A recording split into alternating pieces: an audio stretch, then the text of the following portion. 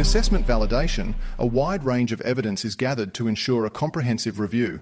This evidence typically includes assessment tools and materials, like test questions, practical tasks, and marking guides, samples of student work, mapping documents, and records of assessment decisions. The nature of this evidence is diverse, so it's important to select the best types of evidence to suit the competency you're validating. This can include feedback from industry representatives, input from subject matter experts, and sometimes even feedback from the learners themselves.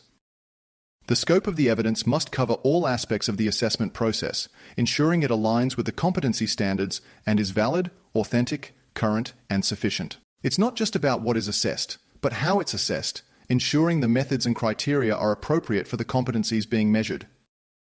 This comprehensive approach to evidence gathering allows for a well-rounded review of the assessment system.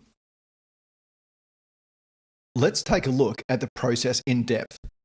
Firstly, we acknowledge that the assessment evidence is everything that has been provided by the learner and sometimes a third party where applicable. We look at each piece of evidence in a logical manner. I usually start with the knowledge questions, though this is just a preference. To ensure the evidence meets the rules, we must refer to a couple of documents. They are the mapping guide and the assessor guide. The mapping guide will have a replication of the unit of competency, along with a numbering system that indicates what part of the unit each piece of evidence is considered to meet. For instance, the evidence from question 1 should cover the first knowledge evidence requirement, as well as partially cover some performance criteria. We go through each one and see if they indeed do cover the competency standards by taking a critical view and asking, does this actually meet the requirement? And if not, why? As we go through each, we then take note of any recommendation, such as there should be more evidence for this or that, or why is the answer provided missing this or that? At this time, we're not rewriting the questions or any other parts of the assessment instruments. We're just noticing the gaps and making recommendations. We then move on to the practical assessments, such as portfolios, observations, and third-party reports. We take the same critical approach, and in addition, I like to ask, can this instruction or observation be misinterpreted?